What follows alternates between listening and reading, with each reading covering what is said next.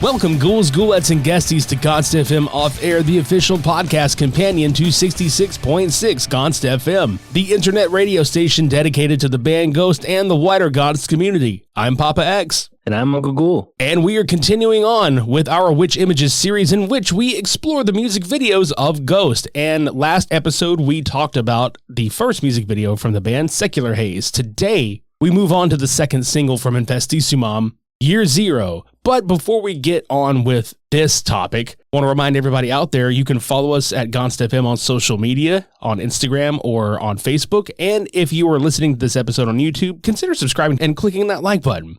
Had to get all that business out of the way first. Because I realize maybe not everybody listens all the way to the end. And they don't hear to go do all this fancy shit. No, yeah. If you like the stuff and you like what we're doing, it's free to subscribe, you know? Yes, it is. And don't we love free things in this economy? Absolutely. You know what else is free? Leaving us a review on Apple Podcasts or Spotify, so you can go do that too. Now, let's go on with the chlorophyll, as Billy Madison would say. Year Zero. It's very much a contrast to the Secular Haze video. It's such a classic vibe of, you know, now we have a more story-driven video versus just a performance video, right? Correct. And it kind of sets the precedent in a lot of ways for Ghost videos to come, in my opinion, because it does have that performance aspect, but it has much more of a kind of a vague story to it with a lot of cool visuals and stuff, which is what we get going further. And I think what we consider the kind of more outwardly satanic imagery and, you know, classic Ghost vibe is on full display here of a very provocative video. And once again, directed by Amir Chamdin, who directed Secular Haze. Which is interesting, right? Same director, two very different styles. Very 70s, very colorful, like dingy looking, but colorful. And this is straight black and white, except for the back half. And let's talk about that concept that you did bring up a while ago, where it's like it's a lot different. You know, this was like, let's go from like a 1970s late night with the devil-esque show performance piece to what to the naked eye ostensibly would be like a scene straight out of like The Godfather or something, but there's a little more sinister shit at play, like underneath that veil. Yeah, the video is essentially, in my mind, a complete homage to 70s horror films and that era of, you know, cult horror films and satanic panic era films. And it's beautifully done. You know, and it's so, the one thing about this video is it's so well casted, right? And it opens up immediately with this great shot where we see the little boy, you know, reaching out for the sun in black and white. And just, I'm looking as we're talking at that shot right now of just, he's, you know, from the back, and the only really light source is that sun under his hand. And it's such a beautiful shot to kind of open this video as those opening chants begin, you know? Yeah. And then it cuts to like that hallway or like a street tunnel, you know, something like that. And then he's like reaching, and then he's reaching through that window pane or at the window pane. There's a beautiful, like, you know, Gothic architecture, churchy, you know, it immediately sets up those vibes of like, you know, a religious cult, you know. Yeah, because it cuts to a room full of ladies and they're all sitting around some candles and some tables, and you know there's furniture, there's food, like fruit, like, you know, there's food at the table, and the ladies are all of various ages too. One of my favorite aspects of that. Yeah, me too. Because you have like the really older lady, and then you have like kind of, I don't know, maybe somebody that's in their 30s, 40s, and then you have somebody that looks like they're in their early 20s, you know. And I love the way this is shot too, where we get these great images of just seeing through the mirror. You know, the reflection of them, the black candles. It's iconic occult imagery in this really cool looking room. I'd be very curious where this is shot. I should have researched that actually, because it's a beautiful location. And this is where they're all gathered around. And I think this is at the point where they debuted what Papa looks like without the makeup, as far as like whenever he did the Vegas videos for Noisy and stuff like that. This was around that period. And, you know, to us, like what the video is supposed to convey is like, we don't know this just yet, but you do find out that the women eventually put on the ghoul attire, and it's revealed that the bald man in the sunglasses and the top hat and everything, that's Papa too. But it's not conveyed immediately upon the opening of this. But he comes in very, and I really mentioned that Corleone kind of thing for The Godfather, because he comes in, he's got the gloves with the rings over them, and he sits down and they surround him. Like as soon as he walks in the room, we should point that out as well. The women are just like, ooh, like they get like real flustered and they're just like, oh, fuck yeah. You know? And there's this kind of like, I don't know, it reminds me of like Anton LaVey. I was literally going to say that too. Holy shit. And it's that type of vibe and something so, I don't know. I love that Papa is almost always portrayed as this kind of older man with like expensive, lavish taste when he's chilling, whether it's Copia later on in the, the suit, in the white suit and everything, and the hat. It's like this gangster-esque Italian mobster. The power can be seen, and felt from the presence. And it's immediately there with that iconic, like the leather gloves and everything. There's something so like sensual about it, but also foreboding. It does such a great job. This look is phenomenal. It's one of my favorite looks, actually. We've talked about this before. I love the no makeup Papa 2 look with the mustache and the sunglasses. Like it's weird because like he still looks evil as shit like this. Yeah. I think the look sometimes gets, it's the memes always come about he looks like Pitbull, and it's true. Look, dude, the Mr. Worldwide memes will never get old. So no, they won't ever. But, I think that sometimes you forget how sinister he looks because you're like, oh, but, that might be some people's first reaction. Just, oh, it's, it's kind of funny. Looking, like, who is that? You wait on him to walk up to the mic. Dolly. Yeah. That's the opening chants of Year Zero. Just free. Dolly. Dolly. And shit, that actually reminds me of that fucking Chappelle Show skit where they're just like, oh, who are the top 5 rappers of all time? Dylan. Oh, that's a throwback. I forgot about that. But yeah, he looks great here, and the power that he conveys is very obvious. Like, the fact that he enters the room, and I know I go back to that again, but like he literally enters the room and they just stop whatever the fuck they're doing and just give him their undivided attention. And he's sitting down like they're literally like kissing the ring on his fucking finger and helping him sit down, essentially checking that his chair is, good behind him, holding his hand as he gets down in the chair. Yeah. And they keep cutting back to that kid. Like there's a couple shots where they cut back to him and it looks cool because there's like a panned out shot where he's standing there and then they cut to a real close up of his face where you can see the sky in the background and the sky starts kind of like casting like dark clouds but the way it's done is really neat. It's a really cool effect. And then, Papa summons in the raw meat, the meal. Yeah, and this is kind of where we get the impression that this is like a satanic cult because, they're partaking in like the raw meat and they're drinking wine. The black candles. Yeah, because like essentially like what the video does try to convey is that they're here to welcome Satan into a more current world. And I'm assuming the child is supposed to be like the child that was born at the end of the Opus Eponymous album. And he is it's very The Omen. Right? Yeah. It's very heavy on the references and themes of The Omen and that type of occult Satan, like however you want to interpret it. Right. Sure. But it's very much like this is, like you said, that's the child at the end. That's the Antichrist or whatever, however you want to believe in it.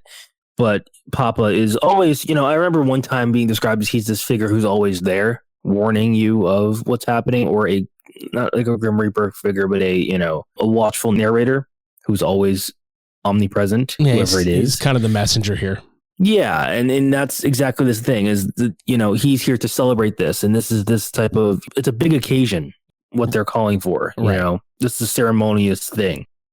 And we should point out also that this video, when it came out, there were certain websites that carried it, like we were just discussing before we actually started rolling, audio on this. Is we're covering the uncensored video, by the way, because there is a censored video on YouTube. But for those of you out there that had to watch this on like Vimeo or literally any other platform that it was on before, like they censored it for YouTube, because I want to say at first it was on YouTube Uncensored because this is also back in the day when YouTube was kind of the Wild West, man. Like this is 2012, 2013, back when YouTube was still in its infancy, believe it or not. That's kind of hard to believe YouTube has been around for 20 years. It is. And you mentioned, the promotion of this. It historically coincided with the election of a new pope for the Catholic Church. And so to unlock this song, you could vote in Papa II, the new Papa at the time, as the Pope for the Catholic Church.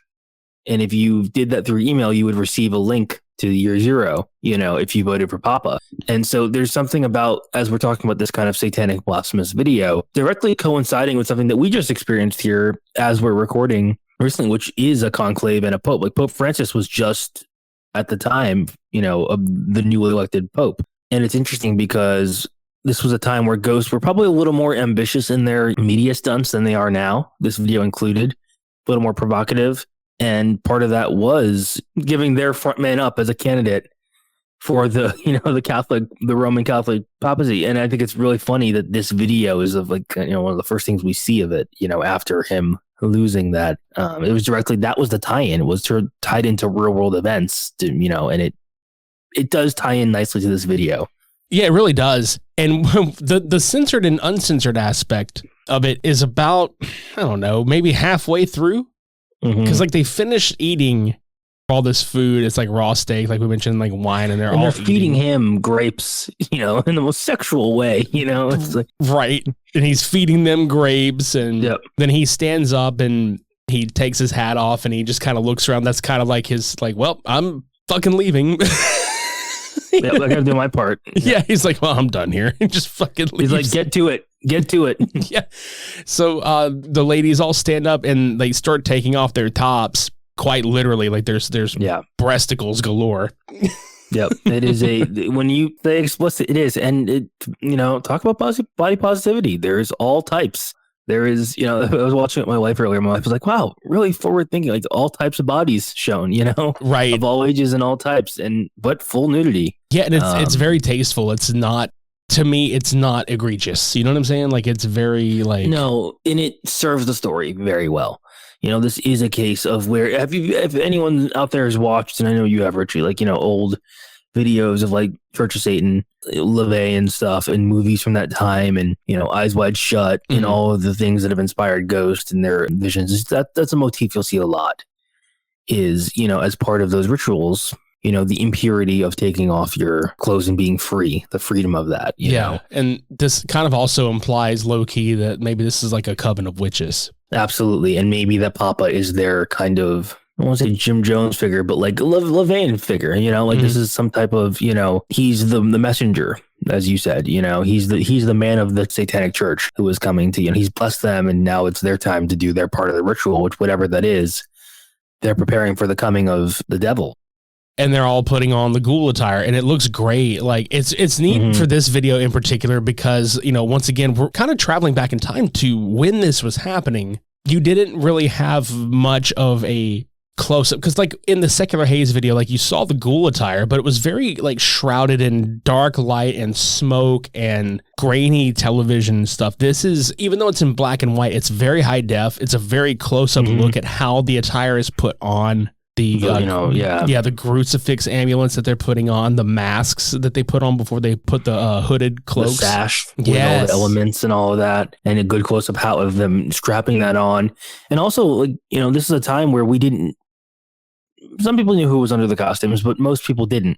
So the factor of them being anonymous helped so much in the factor of this video, because it's not like now where if this video was made, someone could say, "Oh, that's not so and so." Right. You could have been believed that, oh, maybe they are all women. You really don't know. It kind of like, it was like curveball. That's kind of cool because it was like, oh, is that where we're going lore wise or whatever? It's a really cool choice. And it's just around maybe the 4 minute and 1 or 2 second point is the close up of Papa like tilting his sunglasses down and looking. And then it's a really neat transition right into full blown Papa 2 garb, where he's just got this death stare into the camera. And this is the performance aspect of the video. Yeah, the whole band. Yeah, but the way they do it is cool because the band is not even all together. They are doing separate performance pieces in the same room, and it's all very dark, and it's lit by red, nothing but red light. it's a very simple looking, like there's not much going on in this room, right? And it looks like it's just the simplest of lighting, just a wood panel flooring.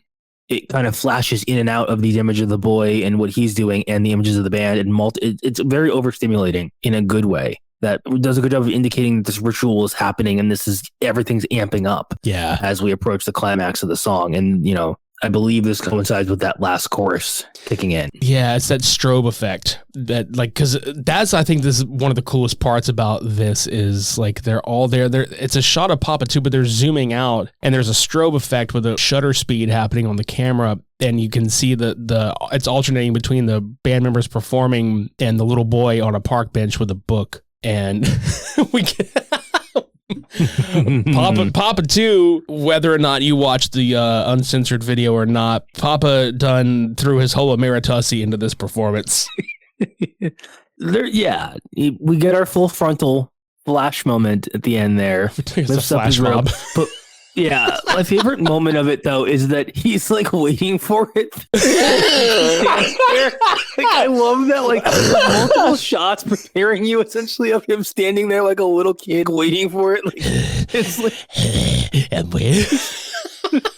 It's really funny to like look back because it starts at around that point, right?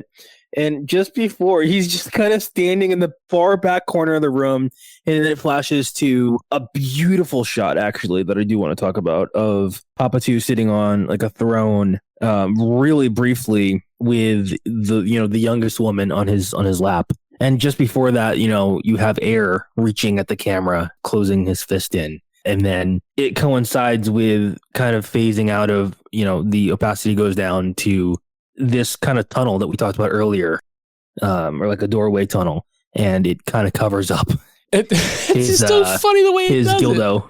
Yeah, but it's funny the way it does, because it's like, like the light coming from his. Yeah, the light comes through, and it just and then there's this really funny shot of where it's just the door, like lighting up with his torso sticking out the top. It's just funny because it also implies that he never wears anything under the robes, and there's interview clips that imply that that's always the case, right? In lore, but I don't blame him though. If that was ever the case, I wouldn't blame him at all. And I don't think it was though, because I think he did have a cassock underneath it, like all the Papas, which sometimes you can see. I think he had shorts on stuff, but I think he did have some sort of cassock underneath that outfit, which is crazy to me. That's a whole other discussion, but it's funny because there's that one interview with the Ghouls. Like, oh yeah, I caught a glimpse of under Papa's robe. I see some ankle. And it's, yep.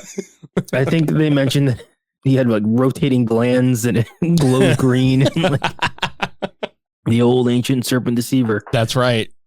Well, we got deceived in the censored video because there's just a giant black bar. And I mean, that's pretty much what they did. And I liked it because it was even at the time, it was still kind of old school because that's how they used to censor shit on like TV. They would just put like a bar in front of them instead of like doing the pixelated shit. Yeah. Yep. It works so well with that old horror aesthetic thing, Yeah. And that's the end of that kind of, moment in the show, Yeah, because like as soon as that happens, it cuts to the real pretty outro piece, and they're showing the kid on the park bench with the book, and he just stares into the camera as the song fades out.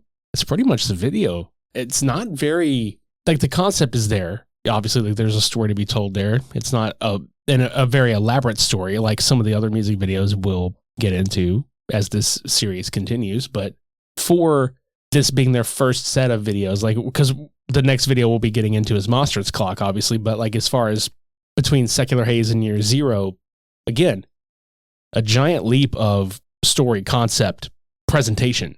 I feel like it changes quite a bit. Yeah, I feel like this, it's like, okay, Secular Haze is like, okay, here's the band. But then Year Zero was like, here's the band. You know what I mean? Like, here's like some oomph with it. It's not just a performance. You could argue which one's the true introduction to the band. Yeah, I guess that's true. I would consider, honestly, the Year Zero video to not like be that. Like, I still think Secular Haze is like that. Here's the band. Like, here's an introduction to like who these guys are, because it still is like there's spooky element, there's silly element.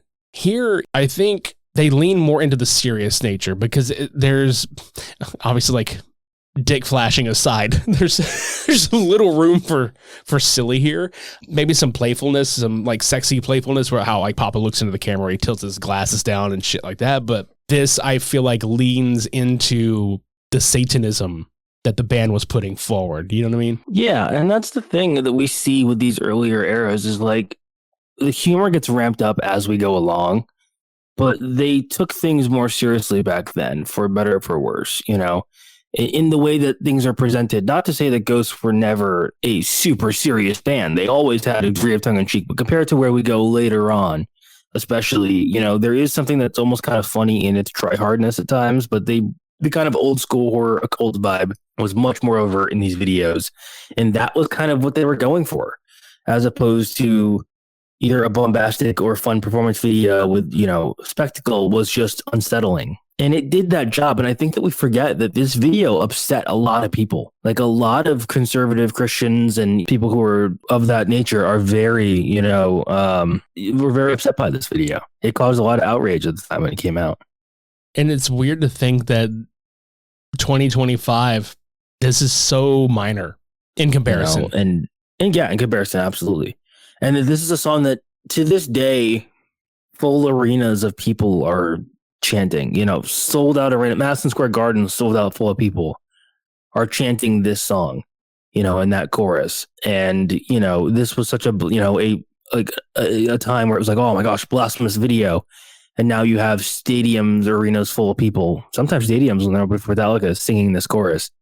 It just kind of shows how times change and how things, you know, it's a classic. It's a meme. You know, I remember Blink-182 posting, you know, to this song, you know, there's that clip, the cover of it, you know, for one of the promotional things. Like so many people who don't even know Ghost know the intro to this song. Probably don't even know that this video exists. You know, it's taken on a life of its own. Yeah, the intro chant was on a Vine. Does anybody out there remember Vine? I remember Vine. Rest in peace, Vine.